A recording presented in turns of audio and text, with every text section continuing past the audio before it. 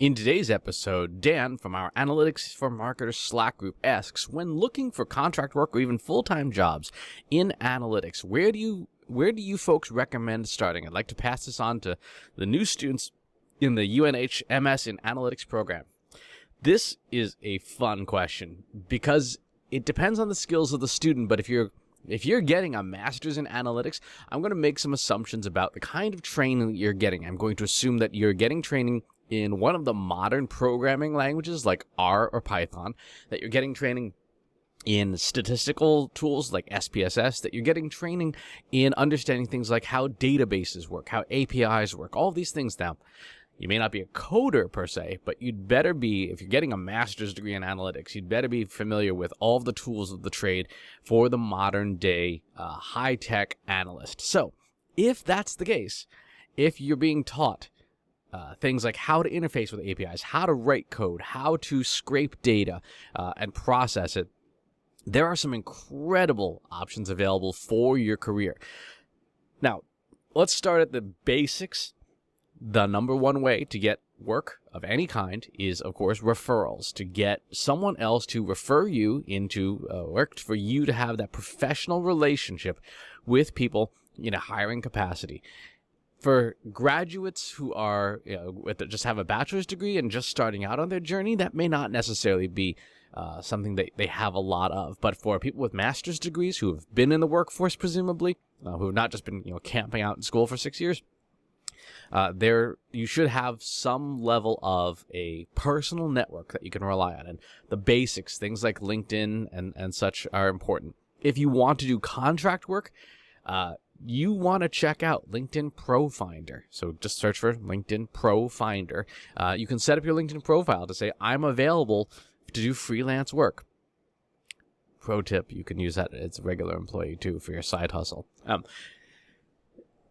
So that's the basics. I'm going to assume that's all taken care of. Now, let's talk about the skills. You should be absolutely positively networking, which is a polite way of saying, or a fancy way of saying, just getting to know people within relevant communities. Our Slack group, Analytics for Marketers, for example. GitHub, being an active participant on GitHub. Towards data science, Kaggle, all of the major analytics hubs where people are talking about the stuff that you know. You should be publishing, absolutely positively publishing on your own blog. You should be submitting content to sites like KD Nuggets if you're doing some original academic research. You should be publishing in like Analytics Vidya if you are have content ready for those sites. But you absolutely should be publishing your work. You should be publishing your code. So your code should be on your GitHub profile. And if you're graduating with a master's degree in analytics and you don't have a GitHub profile, get one. Set one up. It's totally free, but set up a repo there, set up a profile, make sure that you're publishing your work so that you can get feedback from other people. You should be absolutely participating in analytics discussions in places like Reddit's analytics channel. You should be participating on Stack Overflow, Stack Exchange, all those sites. There are analytics forums, code forums for analytics tools like R that you can demonstrate your expertise and connect with people who have other expertise and see how they work. Now, again, this is all stuff that to me seems like table minimum, right? You should be doing these things to interact, to be known, to be publishing work. You should have a blog. You should have a YouTube channel. You should be demonstrating the work that you do. And if you don't have any work to do, get some. If you don't have a paying job, that's fine. Go volunteer at a nonprofit. Go volunteer at a local small business. Fix their analytics problems. Fix their data problems. Come up with interesting insights and use that as the fuel to publish papers of your own.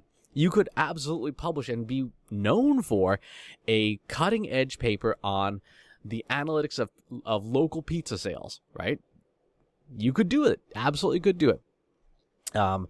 So that's an example. Now, let's take it to the next level. If you have focused and studied and have learned Python or R. So Python, there's 2 libraries you need to know. 3, really. Beautiful Soup, Selenium, and Scrapy. These 3 libraries will give you the ability to scrape and extract data from other websites. In R, it would be RVest and HTTR. you should absolutely be building interfaces to various APIs for things like the Indeed.com job boards, and then be harvesting that data with permission in adherence to their terms of service for analytics jobs in the places you want to live in the roles and the companies and the industries, and have that data available so that you know where you want to work. You have the data, you can apply to those positions that make the most sense for you. There are tremendous opportunities, and if you think ahead, you can also look at just companies that are hiring in the analytics space in general, even if they don't have your role available. Who's hiring?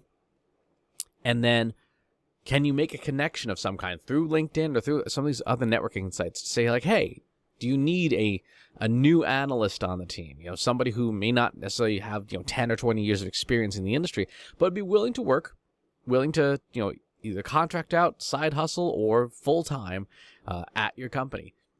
If a company is hiring and they're publishing jobs on public job boards, they're desperate because they have not been able to fill that with referrals. They have not been able to fill it with internal hires. They have had to go outside and publicly admit, we need help with this stuff. So those would be my suggestions for how new students can be getting into the analytics space quickly, and in a way that pays decently. Follow these tips from the basics. Do all the basics for sure. Level up those skills.